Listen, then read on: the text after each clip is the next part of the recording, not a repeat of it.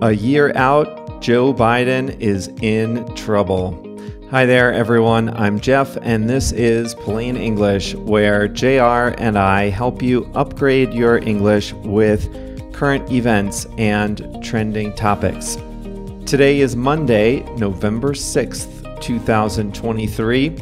On Tuesday, November 5th, 2024, Americans will go to the polls to elect not a new president, but probably an old president. And that person will probably be either Joe Biden, the 81-year-old incumbent, or Donald Trump, his 77-year-old predecessor. And if Biden wants to hold on to his office, he has some real work to do in the next 365 days or so, and you'll hear why in today's main story. In the second half of today's Plain English, you'll hear what it means to play into someone's hands, and we have a quote of the week. This is lesson number 622, so you can find the free transcript at plainenglish.com/622. That is all thanks to JR. Let's get started.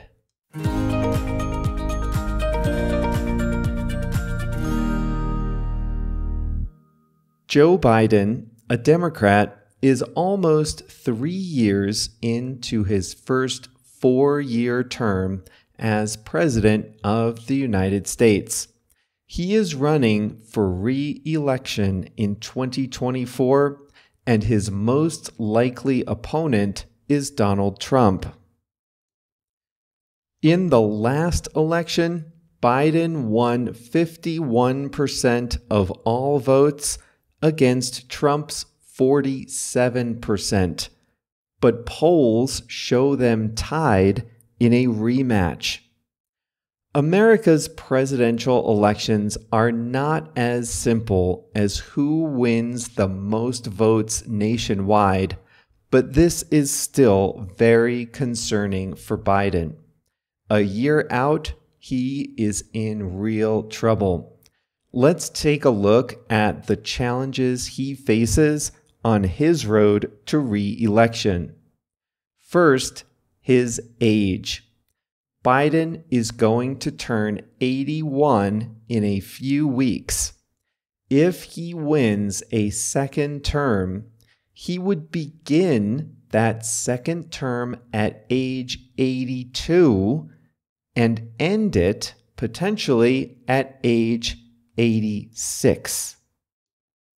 He is already the oldest president we have ever had, and his age is becoming a factor. He doesn't have the same energy in public that he once had. He has fallen in public a few times. 3/4 of American voters think he's too old to serve. Trump, for his part, continually hammers Biden for being too old and for being mentally unfit for office. Biden is not a vigorous campaigner. He doesn't hold huge rallies like Trump does, and he's not out there meeting voters, shaking hands, and building support. That's just not his style. But if he's not careful, Biden risks playing into Trump's hands. Yes, he's old and he has some physical limitations, but he needs to get out there and show voters that he's up for the job. Next, the economy. This is often the most important. Some even say it's the only factor that determines whether presidents get re-elected. Biden can point to several wins on the economic front. Inflation has come down. He and his party have passed major investments in green technology and infrastructure, unemployment is at a record low. Just one problem: the economy doesn't feel good to the average voter. Yes, inflation has come down, but when inflation comes down, prices don't come down, they just stop increasing as quickly. And wages have not always grown as fast as prices. So many people feel like they've had a net decrease in income. What's more, interest rates are now much higher. So buying a house or buying a car is more difficult. So while Biden and his team have several big economic wins to sell to voters, voters don't always feel like they've benefited from his presidency. This may be unfair, but it is how people feel, many of them. Illegal immigration is Donald Trump's biggest issue. It is a huge vote getter on the right today. The tragic thing is, solutions don't win votes. Problems do. The flow of migrants across the southern border with Mexico is at a crisis level. Courts and public services are struggling to keep up with the flow of new arrivals. A president can't solve major issues like this without the support of Congress, so this is a shared responsibility. Still, Biden and his administration have taken steps to make the asylum process more orderly and humane. And in this, they have succeeded somewhat, and they should get credit for the progress they have made. But the result is more people crossing the border, not fewer. For Biden, the worst part is that this looks like vindication for Trump. This looks, and I am only talking about how this looks. This looks like Trump was right to build barriers and impose harsh emergency policies at the border, and that's pulling Biden's support down. Biden faces other challenges in the next year. He'll have to maintain support for the aid the U.S. is sending to Ukraine, and there are already rumblings in Congress about whether this is a good idea or not. And he has a delicate balancing act in the Middle East. He has pledged support for Israel in its war with Hamas, but that could turn unpopular depending on how harshly Israel conducts its response. In public, Democrats express confidence that Biden can defeat Trump a second time. Many presidents suffer a slump in their third year before going on to win re-election. But still, I think Democrats have reason to be worried. After the 2020 election and its ugly aftermath, Donald Trump seemed politically dead. But now he's back and tied with Biden in some national polls. If Biden wants to prevent a second Trump presidency, then he and his team have a lot of work to do in the next 365 days.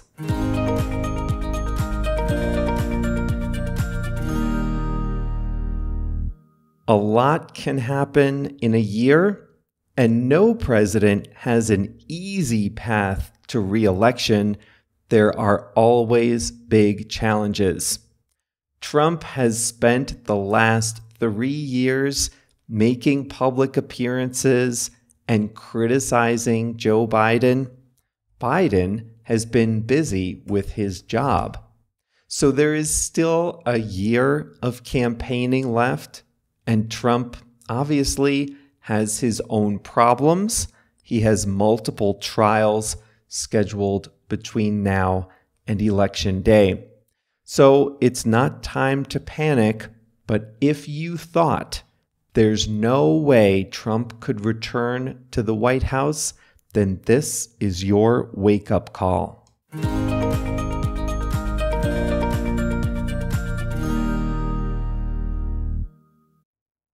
Here's a quote for you this week. It's from a former king of Thailand, Bhumibol Adulyadej. He said, "We must use the wrath of nature as our teacher." Wrath is like anger. So the wrath of nature is things like earthquakes, floods, storms, fires, things like that.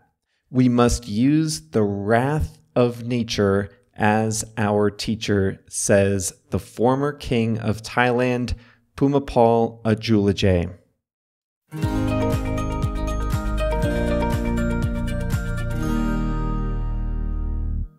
Now I'm going to show you what it means to play into someone's hands.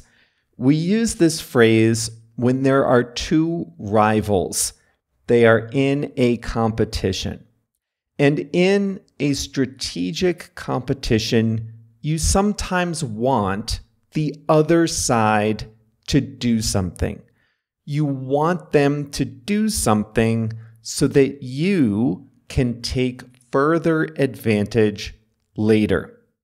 So let's say you're playing chess. You can move a pawn, a relatively unimportant piece. You can move a pawn to a place where your opponent can easily capture it. You want your opponent to capture that pawn. Why? Because you want your opponent to move a valuable piece into that square. So now let's say your opponent falls for your trick and he takes the pawn just like you wanted him to do. He has played into your hands because now you are set up to take his bishop or his rook or whatever. He did what you wanted him to do so that you could take advantage in the competition. He played into your hands. So the person who plays into someone's hands, that person is the loser in the interaction. Here's the situation. You apply for a job and the employer wants to hire you. Great news. Now, the HR office just has a quick question for you. Really just a formality, not a big deal. Just answer this one thing and then we can wrap this all up. Can you just tell us your current salary? Oh, sure, you say. No problem. Here you go. And you tell them. If you do that, you are playing into their hands.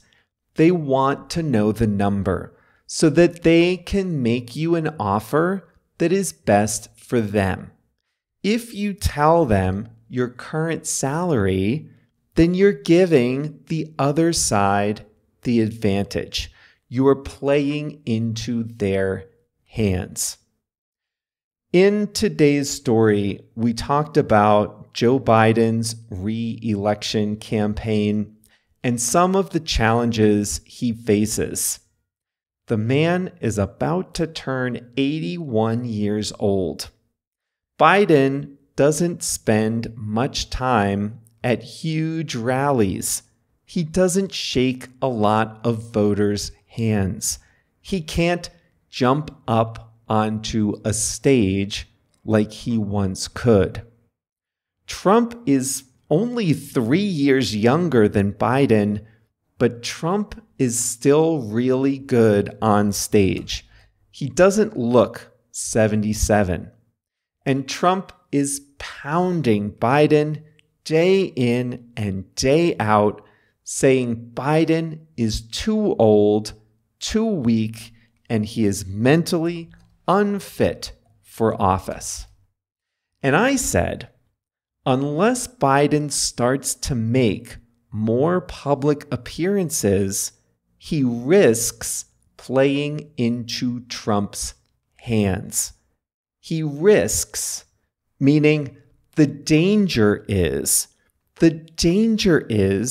if he doesn't get out there, he might actually prove Trump's point.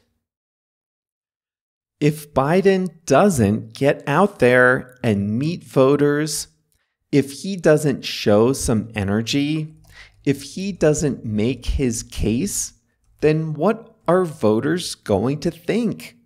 They're going to think Trump is right. They're going to think that maybe Biden might not be up for the job. And so my opinion is that if Biden doesn't get out of his comfort zone, if he doesn't start interacting more with real people, then he will play into Trump's hands. He will hand Trump a win on the issue of age. New topic. I don't understand soccer. I don't understand the tactics or the terminology. But as I was scanning the headlines for play into someone's hands, I saw a lot of soccer examples. So I'm just going to read you a sentence. I have no idea what this means. Here we go. Milan's tactics played into the hands of Inter, as Inter didn't have to change their formation to pick up the players. No clue what that means, just that Milan did what Inter wanted in the competition, and Inter benefited from it. Milan played into Inter's hands. And that's all for today's Plain English. Now, if you are a soccer fan, you have a great opportunity. If you're a member of Plain English Plus, then you know that right below the transcript, there is a practice area. And you can practice writing your own sentences with play into someone's hands. And I will read the examples and give you feedback on your writing just like I always do.